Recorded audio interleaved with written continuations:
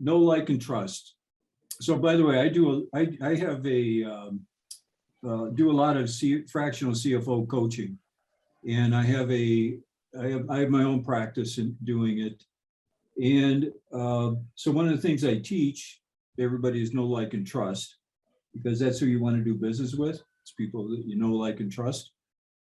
And so what we do at this meeting that I have once a month is everybody gets to give an overview of themselves over a period of time. So they each get their like 5-10 minute spotlight. So I'm going to give you a spotlight of me, so you guys, you can get to know me pretty well, I think. There we go. Okay. So I'm originally from Illinois. I have come from a family of 6 children. I'm the second oldest and the oldest brother. My mother is 2nd generation Serbian. My father is 2nd generation English. I'm an Eagle Scout, and I worked as a cook, gas station attendant, and house painter to get myself through college. Here we go. Here's my 2 grandsons. So this is the reason I'm going back to Long Island in about a year or so. It's Benny and Dustin. This is my daughter. She's always a Marine, she tells me. She's not in the Marines right now, but she was for 5 years. These are her and her brothers. And the one on the left that looks a lot like me, he's the one with the grandsons. That's my wife. She doesn't like to be in my pictures, but I like to show her off a little bit just to let people know what's behind me. This is my hobby. So I love to make wooden boats, and I like to do it in a cool way. So this is, or what I think is a cool way. So this is a canoe made out of an old deck somebody was throwing away. And so I kind of, redid it. These are 3 surfboards I made out of an old redwood picnic table that I found on the side of the road. And it kind of these are for my 3 kids. So my son, this is his band. My daughter, the Marine. My other son's an electrician. So now a little bit more about me. So my career, obviously you don't start off being a fractional CFO. You got to kind of lose a little bit to be able to do it. So I started working at Zenith right out of school back in 1980, a long time ago. And I worked there for a while. Then I worked for Thompson Industries, which is where I really actually learned my trade of being a fractional CFO, because we were a $350 million company that ultimately was made up of 15 businesses all over the world. And a lot of more acquisitions and startups and that sort of thing. Then I became a fractional CFO when we sold Thompson Industries, and you'll hear more about that. I found myself without a job. And so then I've also kind of gone on the path of solar, renewable energy. And so Soteria Technologies is a company that I started while I was doing fractional CFO. So, in the evenings, I was working on a company. So I actually have a patent on an escape respirator, but the company never really went anywhere. And so I have a new company, Forecaster, which is FP&A simplified, and it kind of, I'll show you how it all fits together with the fractional CFO piece of the world. And so here's my balance sheet right now, which, so I'm a CFO, COO kind of person, COO mostly in manufacturing and solar. I've worked at over 100 companies. I'm really good with strategy, systems, and processes, budgeting, forecasting, business planning. So I'm kind of an operational CFO. I'm not the kind of guy that you're going to bring on to, raise money or sell your company. I'm the kind that I'm going to come in and help you fix your company. I'm a CPA. I'm an MBA. I'm a Lean Six Sigma black belt. I'm a certified production inventory management, so very operational. And I'm an Eagle Scout again. So now we're going to talk about my journey, why we're here today. So I spent 15 years at Thompson Industries in kind of a CFO, COO role. So basically when we acquired a company, I would go in and Thompsonize them, get them into our strategy. When they were having troubles, that's when they saw me. So, we had it was 315 million. We had 15 divisions located around the world. While I was there, we had a compounded growth rate of 14%, 8 acquisitions, 4 startups, including 2 maquiladoras. And we sold to Danaher in 2002. Sorry, Jeff, unmute yourself, Jeff, Did you mute me? by accident, sorry. Come on, you could just say, hey, Jeff. All right, so anyway, we sold to Danaher in 2002, and I was out of a job. They didn't want me. Danaher consolidated everything and just blew up everything we did. And so you see there in red, fractional work was a desperation move. So I did not intentionally go to become a fractional CFO. And by the way, I want you to know that when I became a fractional CFO, there was no such thing as a fractional CFO. It was not a word at that time. That was 20 years ago. And what happened was at Thomson, I was really good with small companies, 15 companies all over the world. And so I was really good with small companies. Big companies, when I went to interview, didn't know what I was because I was really made up of all these small companies. Small companies loved me. They wanted me to work for them, but they couldn't afford me. I had a big company salary, small company expertise. So what I did is I actually went to a guy that I really liked. He really liked me, he could only pay half my salary. I said, look, I know exactly what to do here and I know I can do it in half the time. So I'll come and work for you and I'll work half the time and I'll go find somebody else to pay the rest of my salary. So it actually worked. But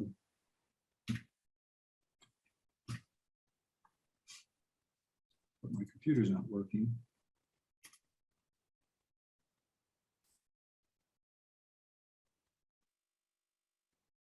So here I am. Okay. So here's the story. I found another job, and so I started a company. So what happened was I found I was really good at selling myself to small companies. So the strategy was to have resources to do for unrelated companies what I did for the Thomson group of companies. So you can see what I called myself. I called myself the J.S. Peterson Business Group, because again, fractional CFO wasn't a word. And that was like turned out to be the most brilliant thing I ever did, but it was kind of an accident. It was just a knee jerk. It wasn't well thought through, but it was just a really good strategy.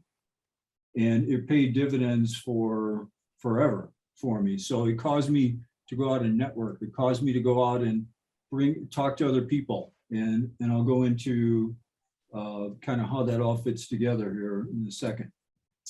So okay. All right. So one of the things that when people go out to be a fractional CFO, the question is always, how do you get jobs? They always ask me, how do you get clients?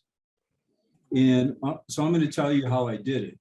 It was not it kind of evolved. It wasn't like I woke up one day, because I didn't know. I was sitting there as a CFO for a company with 2,000 people. I sat there, everybody knew me. I was Jeff. I didn't have to sell myself to anybody. I didn't have to network with anybody. People wanted to talk to me. So, so here's how I did the business development. The first thing I did, as I mentioned, I answered job ads. I was really intentionally trying to get a job. And so I got one of my clients that way. And then I got another client the same way, because I said, if I can get clients by interviewing for jobs, that'll work. Well, it was pretty unproductive and it didn't last long. And so then I was able to network with Thomson contacts. So remember, Thomson Industries was made up of 15 companies all over the world, and all the general managers reported to me on a dotted line basis. So so kind of when Danaher took over, they saved some of the people, but they kind of set everybody else out in the wind. And so there were some that landed jobs and wanted me to come in and Thompsonize their company. So I got more contacts that way.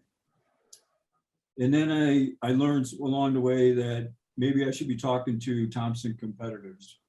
So I did, and I started landing jobs through Thomson competitors because they all wanted me to help them understand because we were one of the top companies in the industry. So they wanted me to help them become Thomson. And so it still wasn't, it was working well. And then I thought about cold calling. So, personally, I'm not into making cold calls, and I'm sure there's probably very few people in the world that are. So what I did is I got a mailing list out of Manufacturers News, and I hired a cold calling agency for like $30 an hour. And I gave them the list and the script, and they called and basically set up interviews for me, and it worked.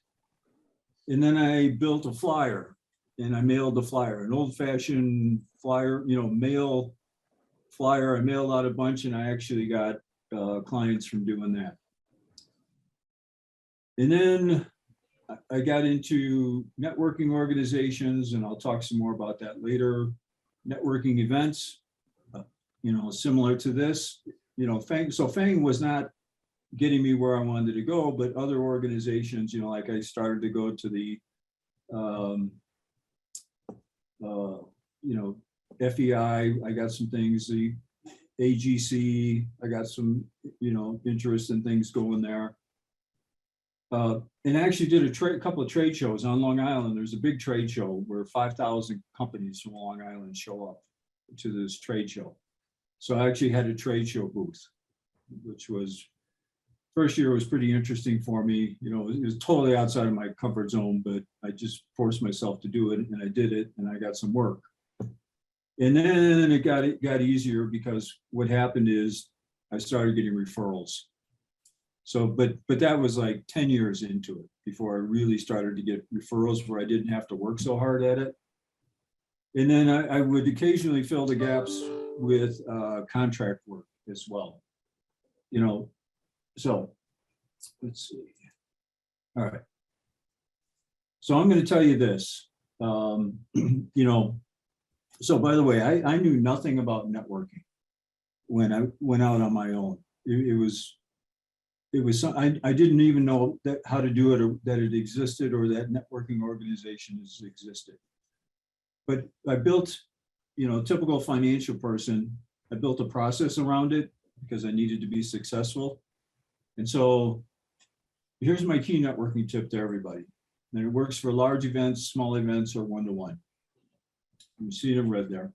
Never leave a meeting without at least one referral / contact. I probably should have put.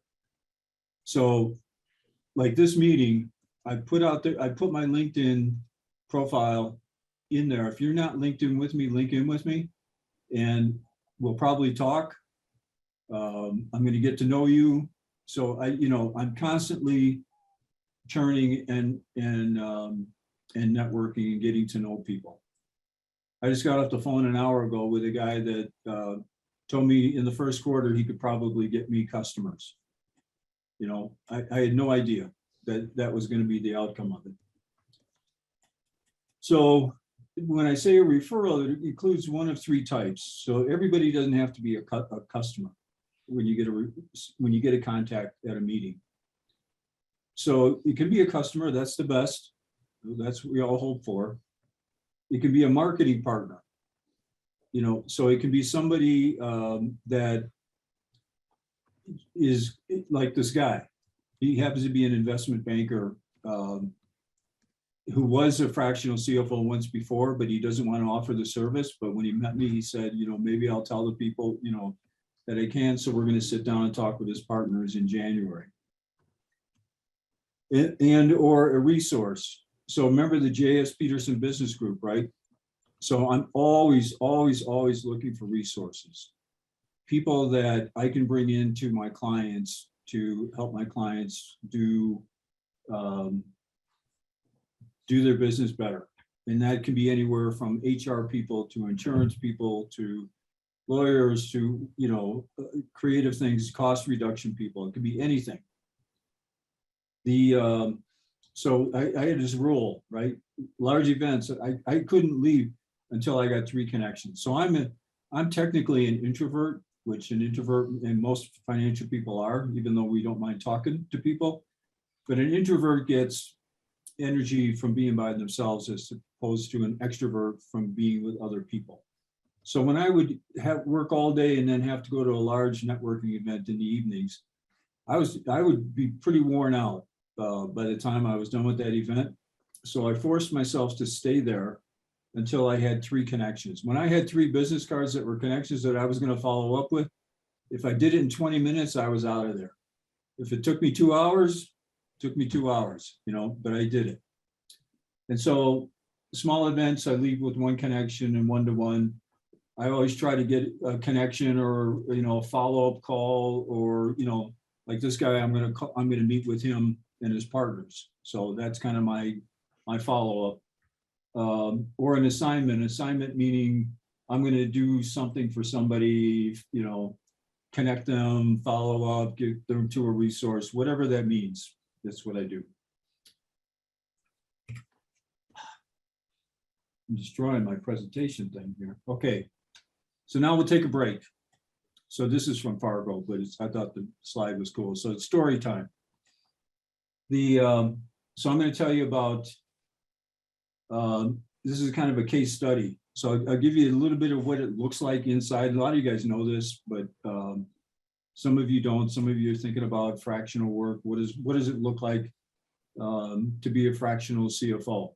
So I'm going to tell you about this sheet metal company. And so basically, the profile was they were, this is what I ran into. 10 million revenue, 100 employees, fairly good sized manufacturing facility. It was owned by 3 brothers. So hey, Jeff, can I request you to raise the volume a little bit, please? If you don't mind, I'm having difficulty hearing, and maybe my age, but I don't know. well, Thank you for trying okay. anyway. So I'm going to stay closer. I'll stay closer to the microphone is all I know how to do. So no Thank you. problem. Thank you. You got it, man. Okay, so it's owned by 3 brothers, and I can tell you this: if you go to a company that's owned by 3 brothers, you're in for a real ride. The 4th brother was their CPA. So they inherited the business from their father. They did a really nice job of growing it from 2 million to 10 million. 4 of their sons worked in the business. So there were a total of 8 family members in there. But the business had been deteriorating for years. So when I go into a company, again, I'm a trained process guy. And so there's this thing called 5S in lean thinking and 6 Sigma and all that kind of stuff. So, the first one is sort. And so I equate that to triage. So I set up my financial model. I figure out what's going on, all that kind of stuff. Then I set it in order.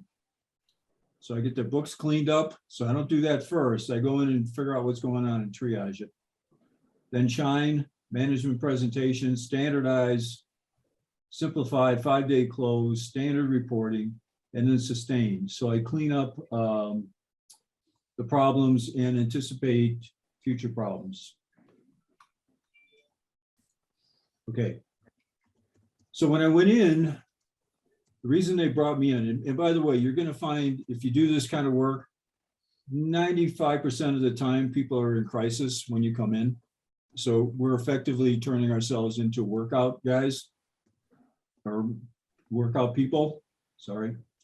So they wanted me to get them alone. A week later, their cash flow plummeted and they were at risk of going out of business. So they analyzed their situation. I told them, look, guys, I will look at this. I brought everything home over the weekend, downloaded everything, spent a lot of time with it. And the good news is they were only 14% material cost and 75% people cost. So basically what I did is I came in the next week and I said, look, I actually said this to them, you're only going to go out of business if you want to. And they said, what does that mean? I said, well, most of your costs are people costs. So if we cut your people, you'll stay in business. And so I provided them with a restructuring plan. They actually kind of fought me on it because they said, well, we can't get rid of Joe. We can't get rid of Sue. You know, what are you doing? I said, no, think about it as the positions. You can move people around however you want, but you got to get rid of these positions. And so then I set them up with my financial model, which is what I always do. All right, so now I got my arms around it. We know what we're going to do. So what I had to do for them, I organized the pipeline and started pipeline reviews. They were so ad hoc and disjointed that they did not have a serious pipeline review, so they didn't even know where they were going. I set them up, of course, with a 13-week cash flow. I put in inventory / purchasing controls so that they weren't, you know, kind of pulling everybody together.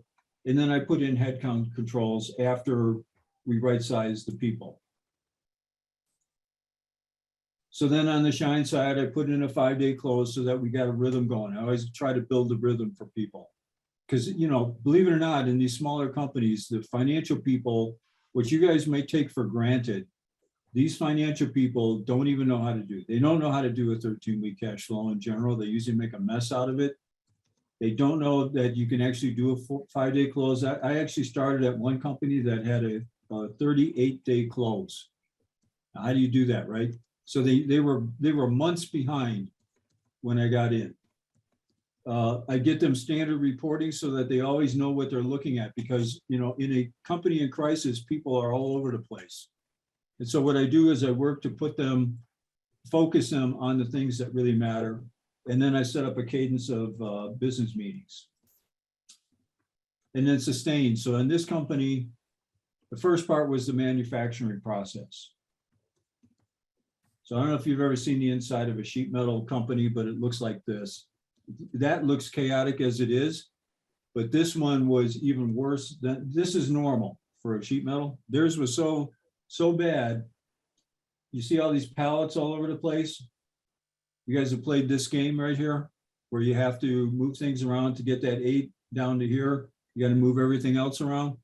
That's literally the way this company was. They spent tremendous amount of time sliding pallets around the floor. So 65,000 square feet of pallets all over the place. Safety, they did exactly this. They had guys riding around on forklift trucks.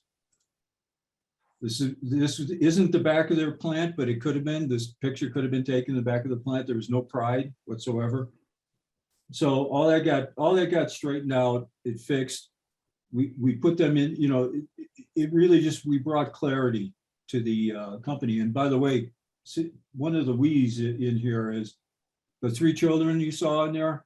I got to bring all 3 of them in to help me move pallets and clean up the place. So it's kind of cool. It's the first time I ever worked with my children. Now the management team, 3 brothers. A lot of times it looked like this. A few times it looked like that. And there was one time where it actually was like this. These guys were in really, really,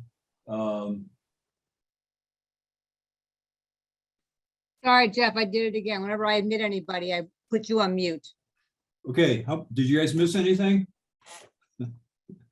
All right.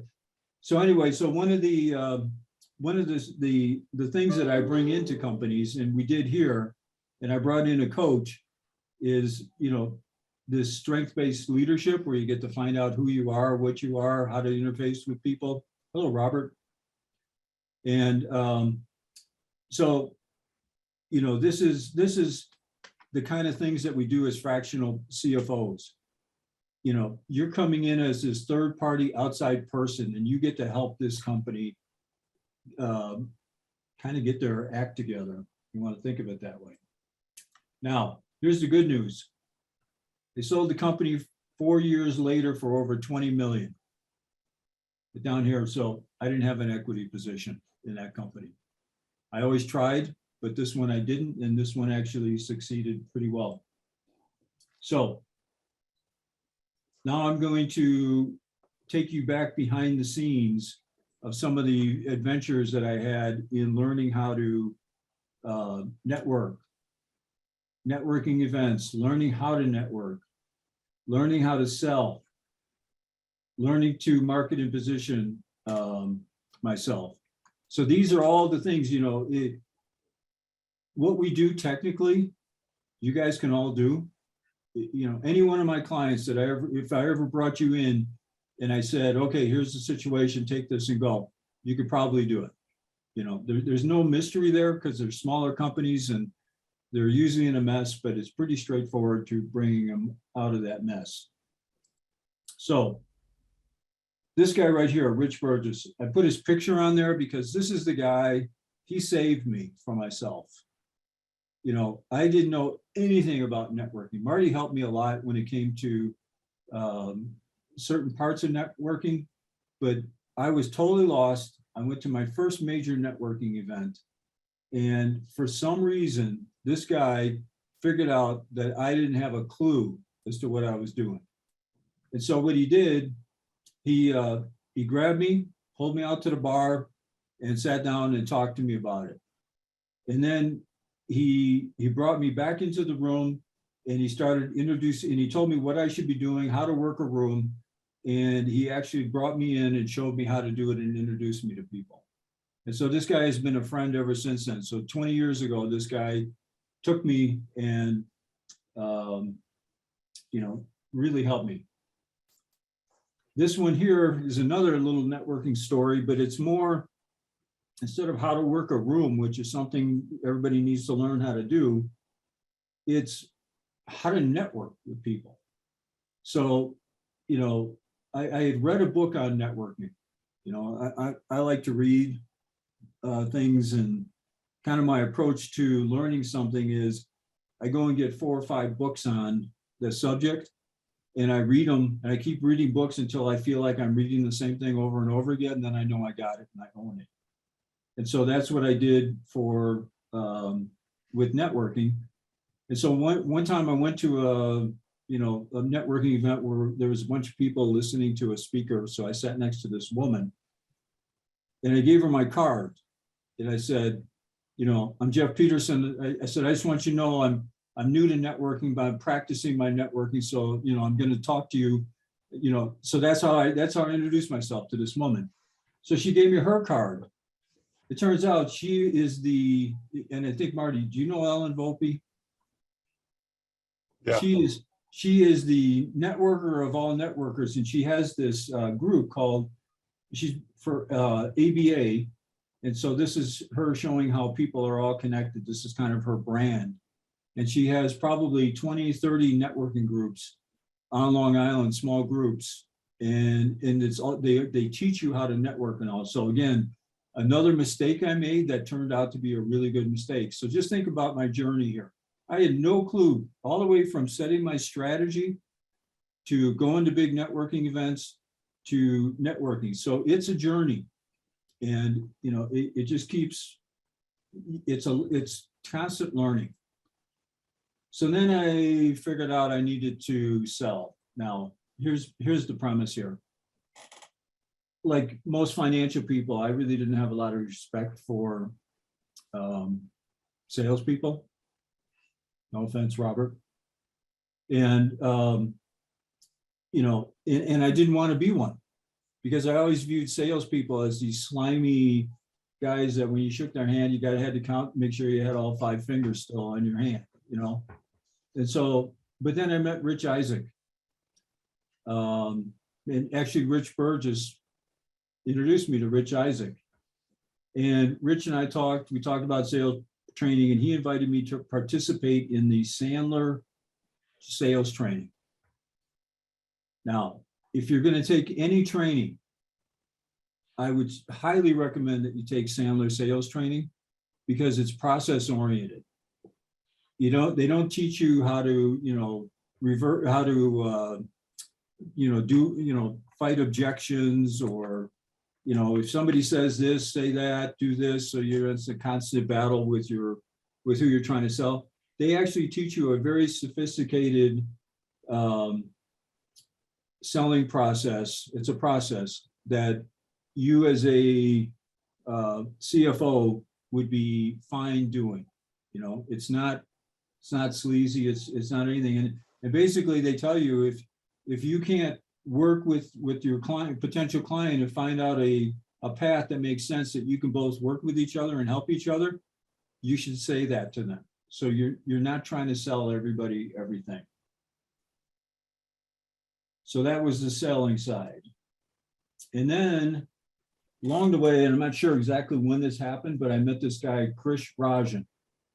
And I don't know if you guys have ever, you know, did anybody ever read The Goal, the book, The Goal? So there's a guy in The Goal called Jonah. He was just like that. And he wouldn't tell me the answer to anything. He made me figure it out myself. And so here I am, this financial person, you know, high-level financial person. And this guy's asking me questions and he would just like laugh at me and shake his head.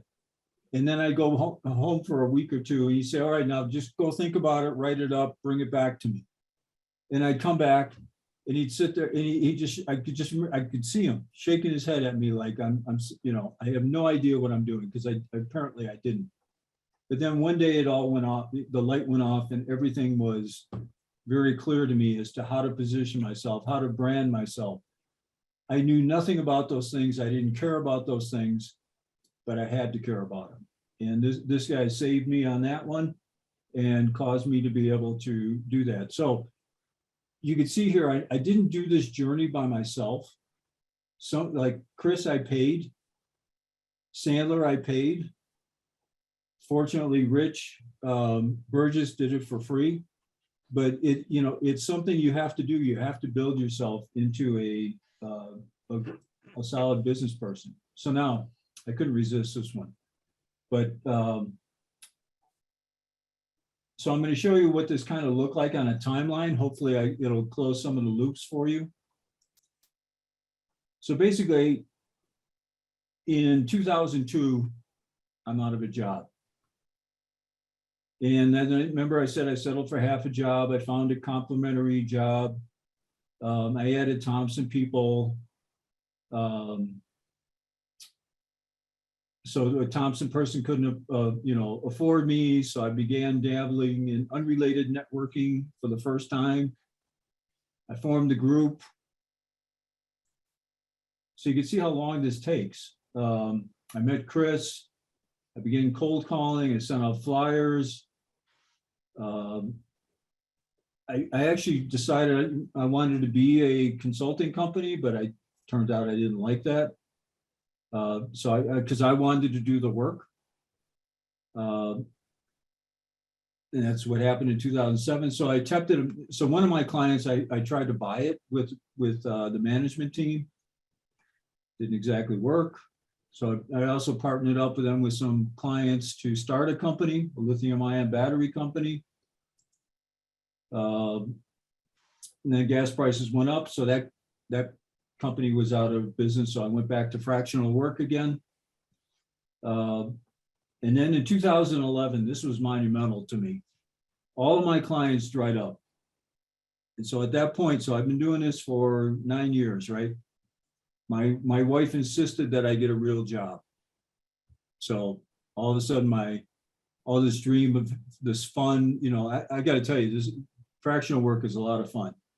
So I started, this is where Marty came into my life, and I started the Long Island saying, as opposed to the New Jersey saying, and I actually got a client out of it. So my wife was a little dismayed about that, but I got a client.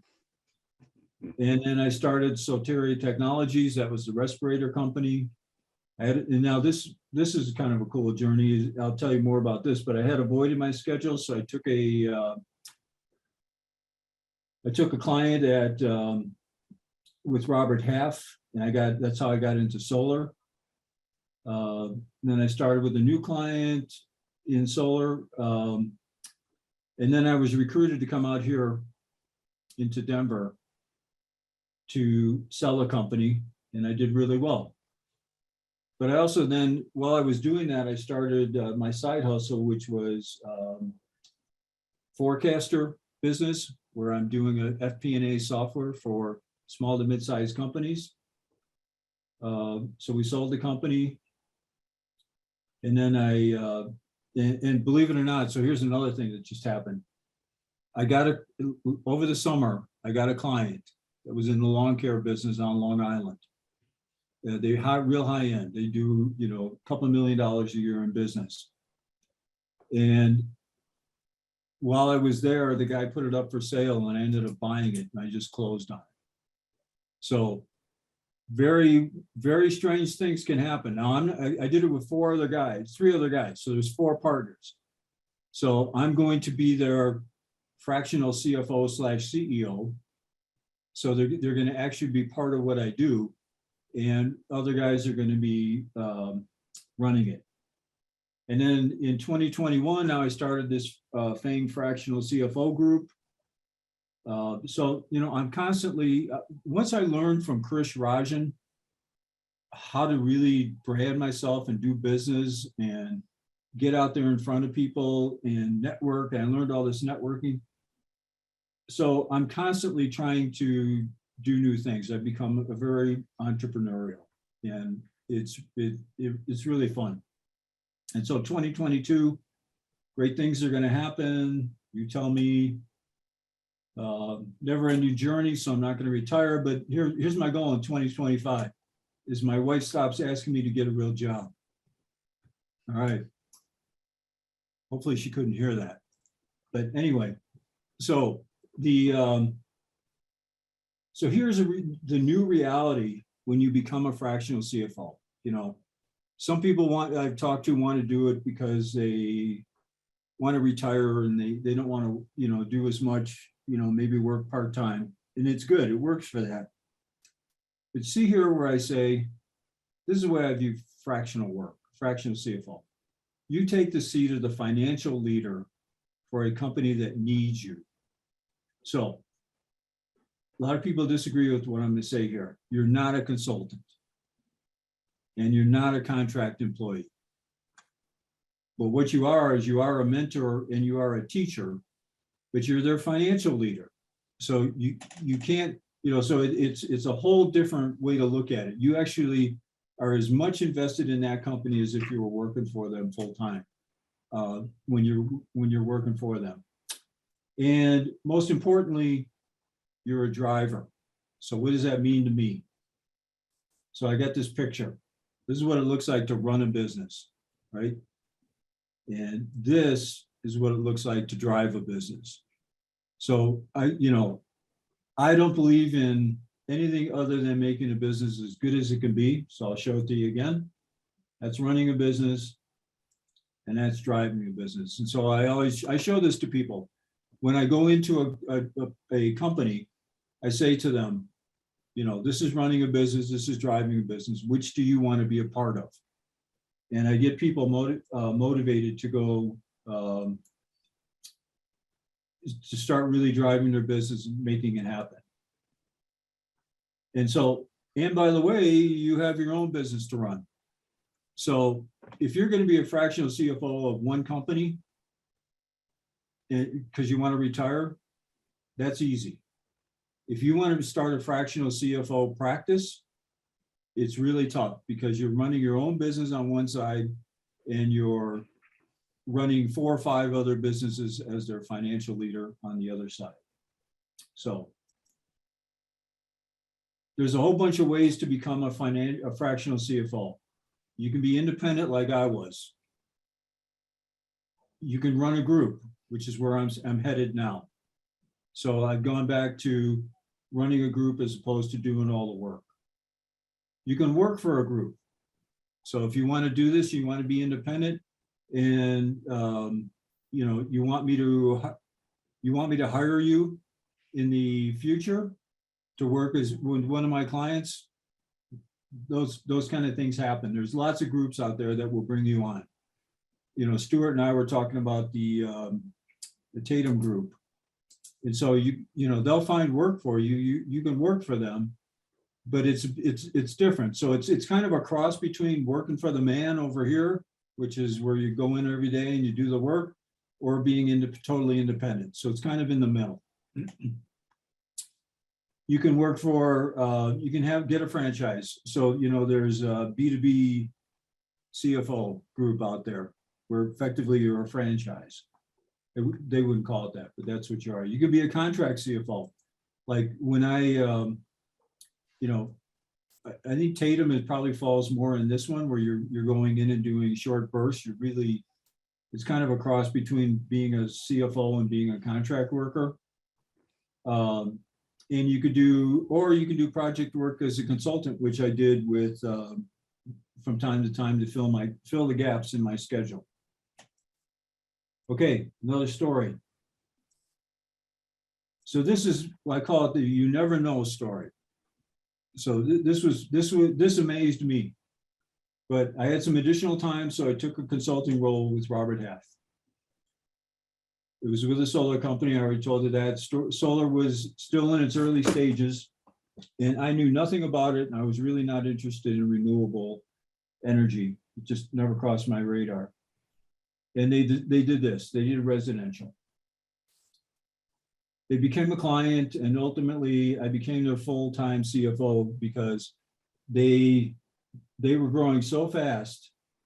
And I said, all right, I'm going to drop my other clients and I'm going to stick with this. I understood then that renewable energy was a big deal, and it was a beginning industry of an industry, so I wanted to be part of it. And I was also able to keep working on my escape respirator. So then I was recruited because, back then, it was only 7 years ago, but solar, the solar industry is only like 10, 13 years old. And so there aren't really a lot of good CFOs in that industry. There's a lot of small companies. And so the company did rooftop solar on commercial and residential buildings. This is the on residential buildings in New York City. And so the role came with equity. So I said, all right, I'm going to go for it with these guys. I've already committed myself now I don't have any other fractional clients, so I'm going to go be a CFO for this group. And my escape respirator business had not worked. So because that company was struggling, and so there was no hope. There still isn't any hope. They're still around, but there's no hope of anybody's equity ever materializing, at least for a long, long time.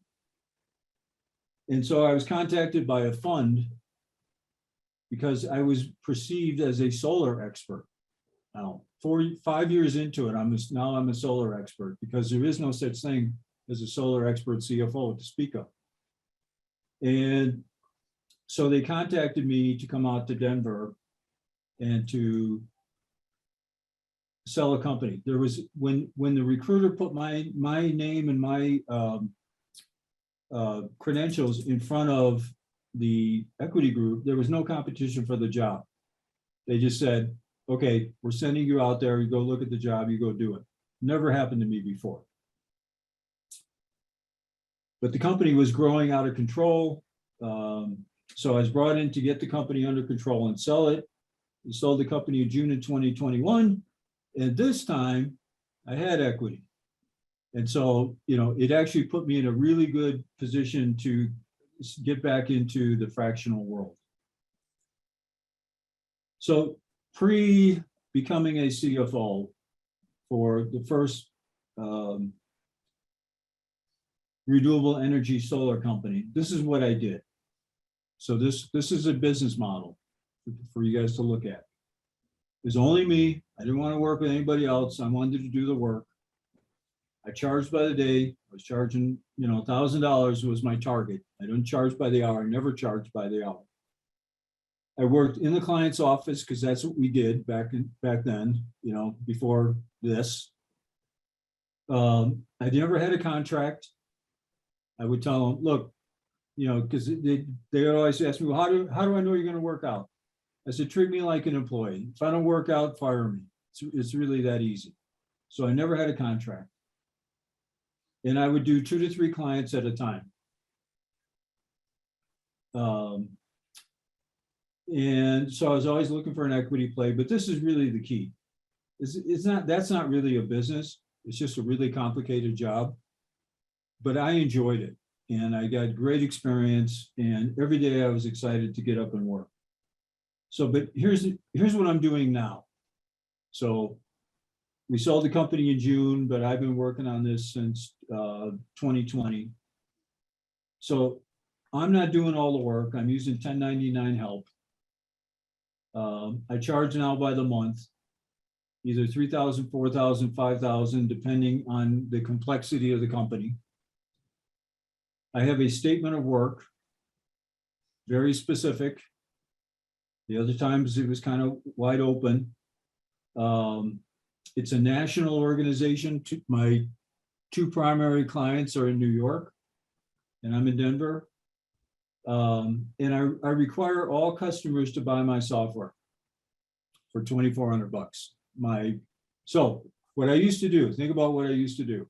I used to take my Excel software and that I had built. It was a proprietary model. It worked really good. And I would put that in first thing.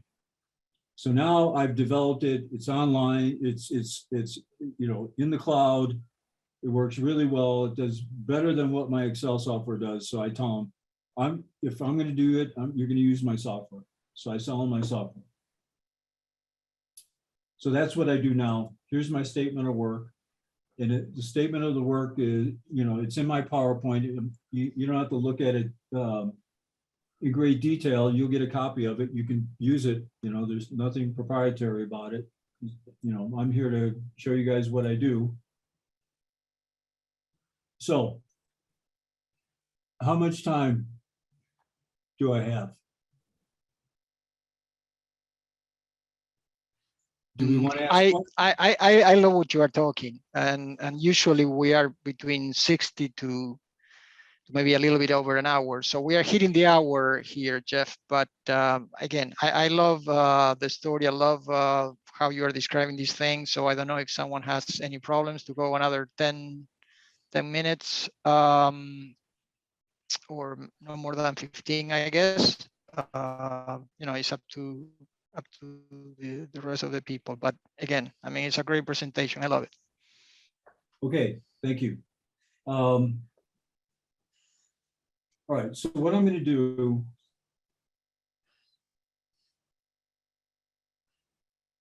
All right, so I'll talk for about another 10 minutes. There's a bunch of slides like this, which are really good reading materials. If you guys are really serious about wanting to do this, I'm going to give you, there's all links to it. It's great reading materials on selling, on networking, on, finding out who you are and what you're trying to sell people, on some books, some reference books. This was actually written by this is a FANG member wrote this. This is another FANG member wrote that. And here's some other books that are important to me. So I'm not going to cover that. You can explore that. But what I am going to cover is I'm going to tell you a little bit about my software. So, hey, Jeff, we can go for up to 7:30 easily Eastern time, another half an hour or so. I think we've done that in the past. And we still have about 20 people on the call. And on behalf of Fort Lauderdale, we appreciate your help and thank you, Jeff, for putting it all together. Kindly continue as much as you want, and whoever wants to leave, they can start leaving, I guess, after. Yeah, that works for me. Yeah, it's 5 o'clock here, so it's quitting time for me. Let's go till 5:30. Your dinner is going to be ready by 6. So there you go. No, actually, I go on to Peloton first. So, all right. So I'm going to try playing this little 2-minute video. I don't know how it'll come across. You guys let me know if it's working.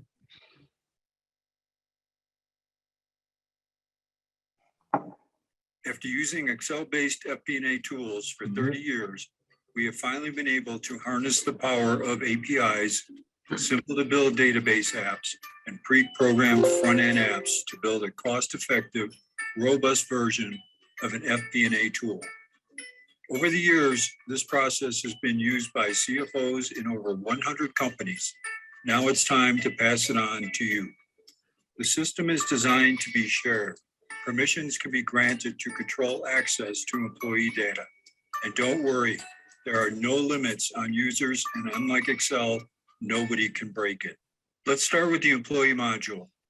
For most companies, employee costs are between 60 and 90% of operating expenses.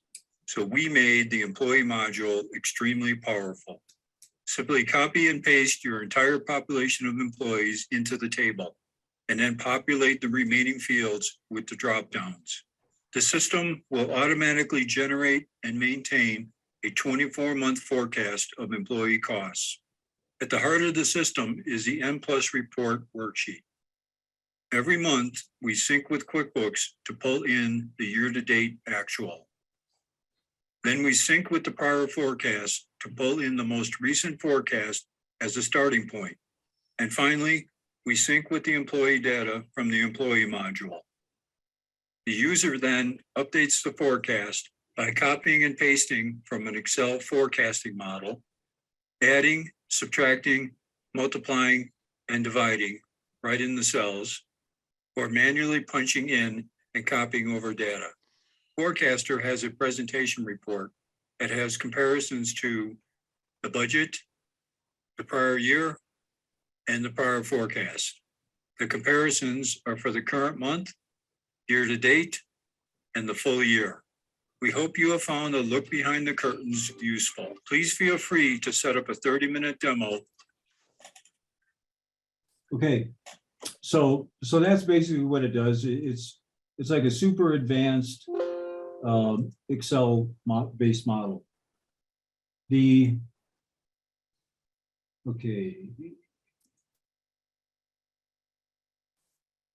And so I would recommend that if you're going to do fractional work, you either do your own super advanced Excel model, or you can buy my software. This one hooks into QuickBooks. We have a version that you can just upload from any other system.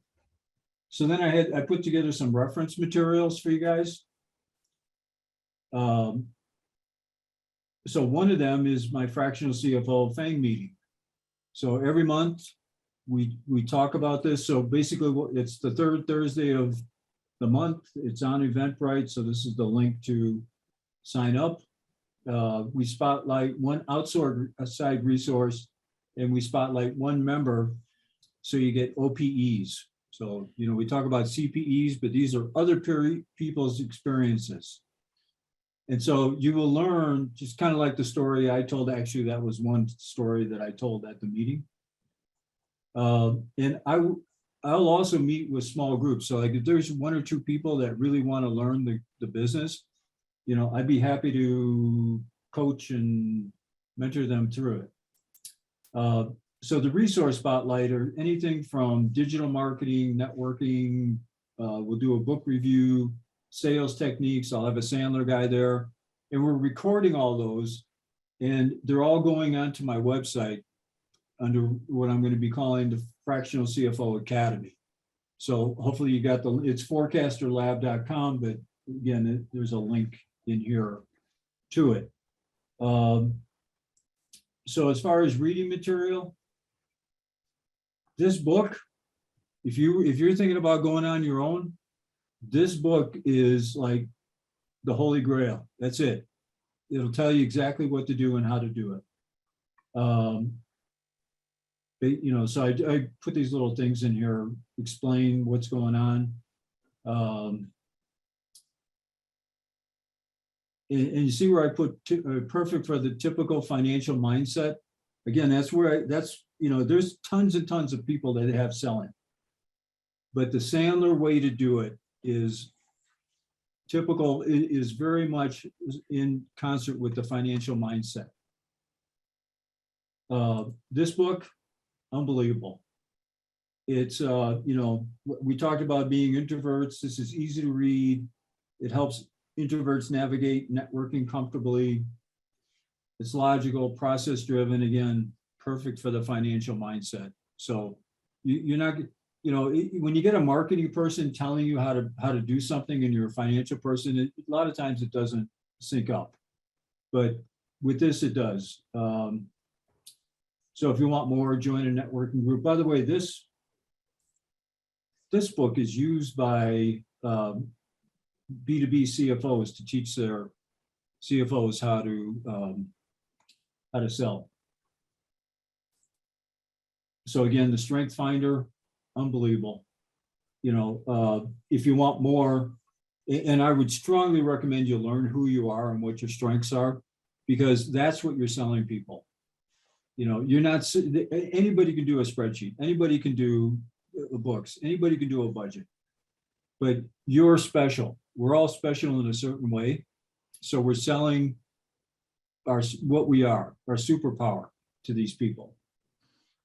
This is a great book. There's another book, Cash Rules, which is very similar. This is written by he's actually a Denver FANG member. This book, see what I wrote on here? Where did I write it? I guess I didn't write it. Anyway, this is probably one of the best business books I ever read. And it's by a guy named Jeff Sands, who was going to start the turnaround group for FANG, but he, for whatever reason, it didn't work for him. He had one meeting. But, you know, you can see what I say. If you want more, read it again. This book is so good. I just can't, I was thrilled to read it. You know, it's the first time I picked up a book and I couldn't stop reading it. A business book. I read every word in this business book, which is really unusual for me. And then these are fun books that, you know, this again is another FANG member. This book is an old book. The guy's a real jerk. You know, he's an old school business guy, but there's so many things about him that are, they're worth learning how he did it, but do it in a good way. As a matter of fact, I've got a whole series of articles that I'm going to be publishing on LinkedIn that are extracts from this book. This is another good book. It basically tells you how to be you, managing transitions, because every time you go into a company, you're going to be transitioning that company. And then this really opens up your thinking, the Blue Ocean Strategy. It's an older book. Probably a lot of you have heard of it or read it, but it's fantastic. And then here's my website. So on here, there's a section, the Learning Center. And on the Learning Center, I've done a bunch of videos for people. It's free, it's all free. There's a link to the website. But you recognize this picture, how to drive a business. So these are, I've got more coming, but you know, they just take time. And then here's me. So at the back, this is my LinkedIn profile, my phone number, my email address. You know, you guys can come to my meetings. You can do whatever you want to do. You know, I love the fractional CFO community, and I'm trying to make it something really interesting and really good. So with that, do we have anybody that wants to talk about themselves, talk about where they're at, ask questions? I'm going to call on you guys in a minute if you don't. Jeff, hey, I would just say that it's unbelievable what you are doing and have done. I did CFO consulting for 10 years, and the energy, the time commitment, all the stuff that you put together just blows my mind. And technologically, process, the networking training, the building the business. You shouldn't be idle for, you shouldn't be without a client for a second. It's really impressive and valuable. Very nice of you. Yeah. Well, it's my way to give back to the world. So many people gave me, you heard my journey. How many people helped me, you know? And so I'm here for that, definitely. But thank you. Hey, Jeff, this is Bill. Do you have any specific industries you target or any niches you go after, or are you pretty agnostic about that? Well, so I'm a manufacturing guy. And manufacturing is extremely difficult. But now I'm a solar guy, and solar is really difficult. So, I like to go into companies that are complicated, because it really just, it helps the sticking power, but I'll work with anybody. I've worked with some really unusual companies in the past. Right, thanks. Yeah. Jeff, Tariq Malik here. Just want you to, if you could kindly help the listeners. A lot of guys, I've been doing it for 15 years, similar to you. I had similar journey, et cetera, et cetera. I found a lot of people will come in just as a filler. They fill in, they get a new job, and they're out of it. So they're not willing to put in the effort, and it pays in next year or 2 years later. You never know. Right. So maybe shed some light on that if you can, as to this is not a filler. I mean, this is how I tell a lot of friends who ask me, well, can I do this with you? I say, yeah, sure. I mean, I had up to 5 guys work with me, and I had 0 guy work with me for last year. So it kind of goes in that up and down.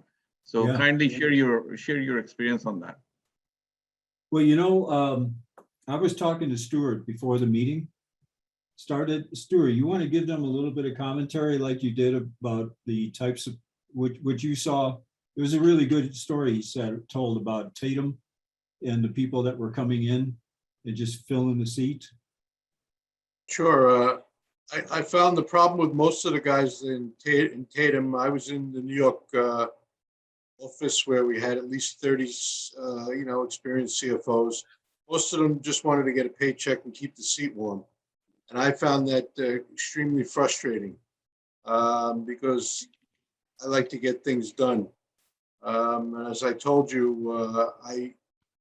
one of the CFOs on the spot was just, again, keeping the seat warm. And so the company said, we want a replacement. So I got put in there, and the company was losing $300,000 a month for a long time. And the private equity company said, I'll give you 2 more months, see what you can do, and then we'll just close it down. This was a 30-year-old business.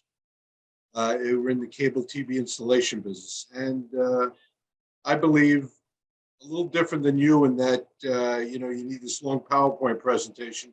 I believe you can't put a problem on one sheet of paper. You really don't understand the problem. And in 6 weeks, I had the company profitable. Nice. Yep. So Tariq, I'm going to ask you, why is it you stay with it? I found it entertaining, and I found it interesting, actually. It was a lot better than corporate BS, which some of us did not want to put up with. And I really felt I was helping people and getting paid along the way, and handsomely paid, I must say. Yeah. Yeah. So like I in last 10, 15 years, I don't believe I've lost any money per se. If anything, I probably made 30% more than I would have made otherwise. Yes, I did not have the big fancy corporate offices behind me and walk into the room and be this and this, but it allowed me to do a lot more things, and I was able to control my time. In the beginning, it was very, very heavy. You were putting in 50, 60 hours per week. You always do that anyway in corporate America. Welcome, thank you. But at least I was billing for 60 hours. Yeah. Like I wasn't getting paid for 40 and billing, working for 60 and billing 40. If I did a job where I have to do some heavy lifting in 2 weeks' time, there's the IPO coming or something, man, I billed them left, right, and center. And they were happy for that. There was no question about that. Why in 17 years, I never had anybody question my billing. Ever. Whereas I worked for corporate America, and you know how that goes. Well, you haven't done this and you haven't done this, get off my back. So anyway, so that's basically why I stick with it too, is yeah. I find it extremely rewarding. And I really can't, I just know myself, I can't work for the same company one company, just, you know, I might as well shoot myself if I have to do A lot that. of people I advise on this thing is I tell them it's an endurance test. It's not necessarily intellectual test. Yeah. If you're gonna stick around, think about 3 to 5 year plan. Don't do it because you know you're in between jobs. Yes, you can fill that in with Robert Half contract work. They bill you out at 170 and pay you 70. So if you're happy with that, go ahead, do it. Yep, yep. Exactly.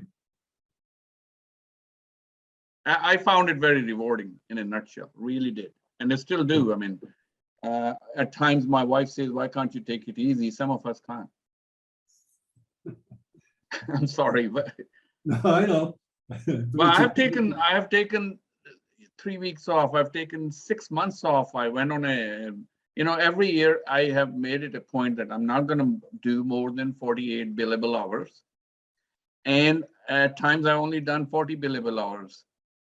Sorry, beg your pardon, 40 weeks per year on a billable basis. That gives me about 6 weeks off. Yeah. And I never, ever do more than 40 hours a week for last 10 years at least. And how many can say that? I don't think many can. So that's the beauty of it. Your income hasn't gone down. You got a little bit more power on your hardest part for me still is, and I was listening to your presentation with a lot of interest, is getting new clients in. All of my clients have been referrals. I'm very bad at networking, although I'm involved with FANG for the last 10, 15 years. But I just don't like taking my hat and saying, guys, please give me a nickel. I wanted to work for you. I can't do that. So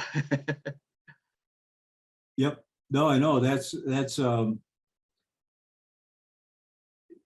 you shouldn't do that. And if you feel like you're doing it, you shouldn't be, you know.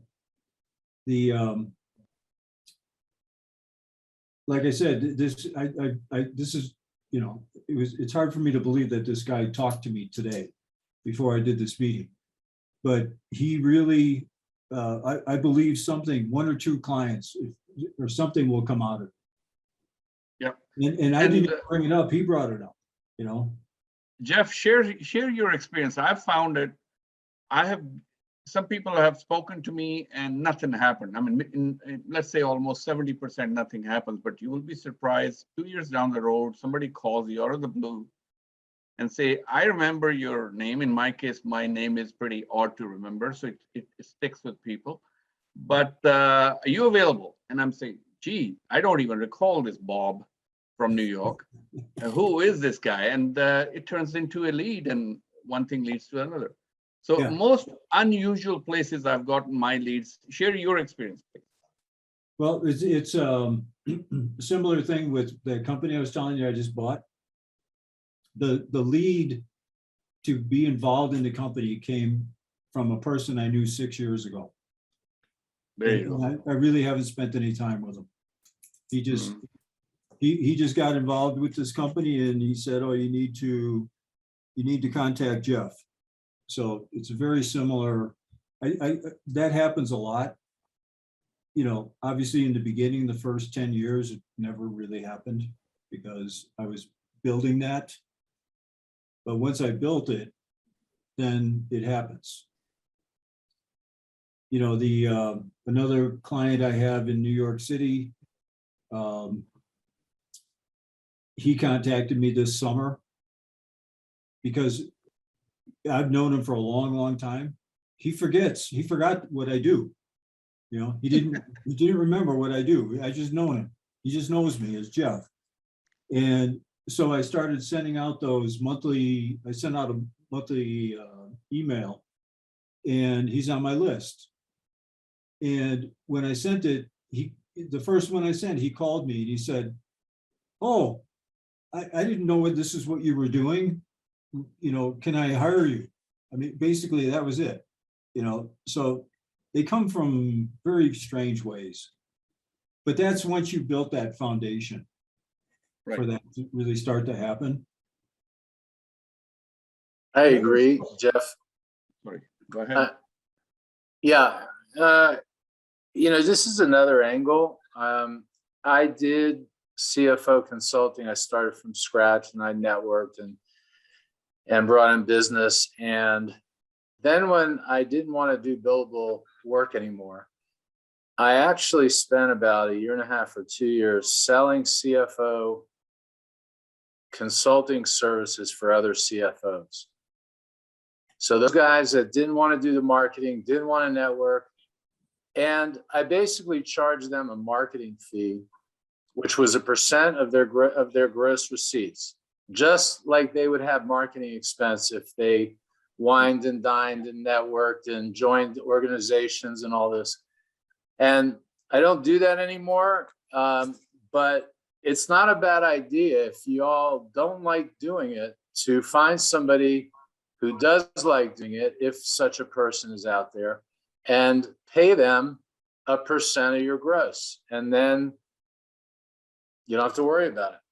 Yeah. Yep. Robert, where do you find these guys?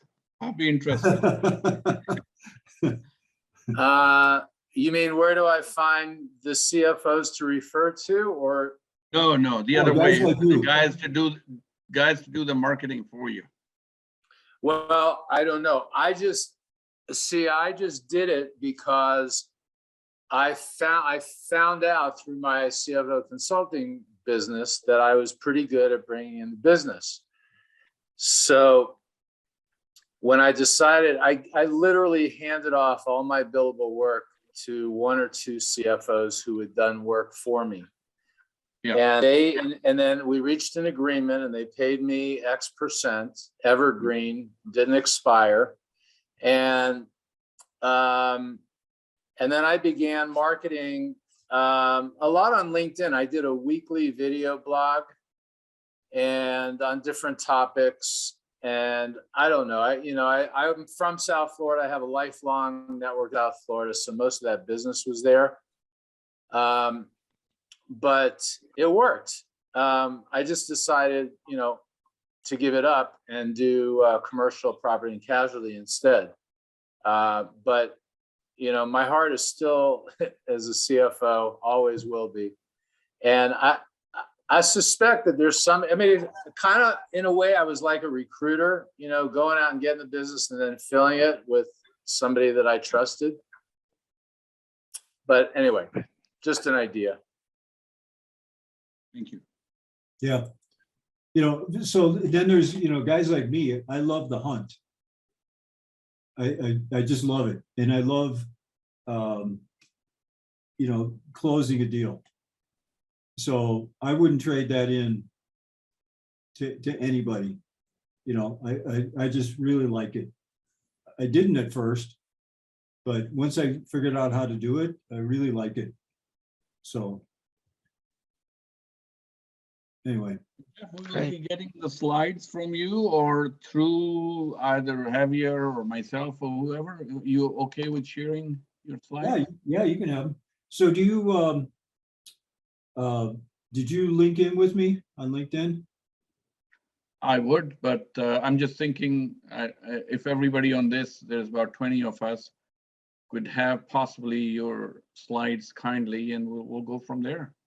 No, but the reason, like, if you link in, I could drop it in the Absolutely. the message thing, right? Yeah, that makes sense. What about the chat? Because everybody has put their thing in there. Javier, are we distributing the chat or? I already downloaded. Doesn't matter. I got it. You Except got that it? someone I stopped before Bill put his last message, but I got it. Okay. Excellent. Not everybody share their information, by the way, but No, that's okay. If they only get it if they share it, right? Simple. Okay, we have no more than one hand. So Yeah, I guess if you do want chat shared, me and Javier has done this in the past. Kindly let us know, or we'll just share it with everybody. I don't know how it's gonna go, but. Okay, as a networker, I really want you to link in with me on LinkedIn, and I'll give it to you. Right. If I just sent it off to you guys, which I could, then I don't get the opportunity to connect with everybody.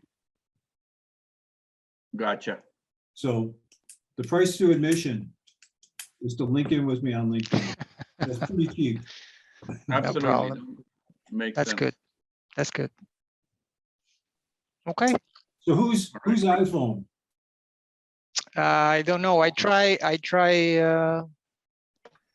Who is that? I tried to ask that person, but I think I didn't get any. Yeah, I They think gave us a thumbs up earlier, but I saw that. Hmm. Yeah. No, I mean I tried to do the same thing with the person under the 936 number. Yeah. But anyway. Okay. Good presentation. Thanks, Jeff. You're welcome, Donald. All right, so I have all your pictures. So if you, yes, Carlos. Was that No, a it's clap or a, is that it's a clap emoji. Yeah, but, yeah. I can't tell whether it's a raised hand or a clap. Yes. Thank you for your presentation. It's very, Okay. very good. Oh, you're welcome. All right. Javier, Okay. you want to say thank you to Jeff formally, and we. I already did. I already did when I said that it was going to be 10 more minutes, but awesome. I really like all the presentation, but usually like I love to read biographies. When you really are in the middle of the trenches, you never know, how the thing is going to pan out. And that's usually what happens when you have either a new business or you're trying to raise money or anything like that. Hey, you start doing something and hopefully you will see the light, and and you can say, your kids or your parents or your wife or whoever, it would say, hey, when are you going to get the real job? But we need to do what we really like, what we really love.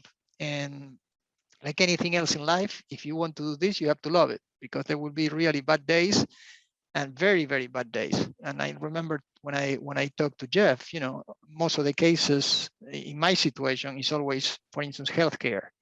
That's really the issue that always put me, some kind in a situation where, hey, this is too expensive in this country, and I have a long payroll to having healthcare. So again, hope everybody learns something. Hope again, we are going to keep bringing people like Jeff if everybody's interested. That's the only thing that I will try to bring to the group and to the fan here in South Florida. Nice. Nice. Just in closing, I would say we haven't had such a large gathering for a while. I'm so happy to see this. And a lot of credit goes to the presenter, of course, as well as the hard work by Javier, who I've been rather busy on my personal things, have been doing all the heavy lifting for all the 3 chapters. Thank you, Javier. Thank you, Jeff. You've been amazing, man. I'm going to get in touch with you and we'll go from there. Yeah.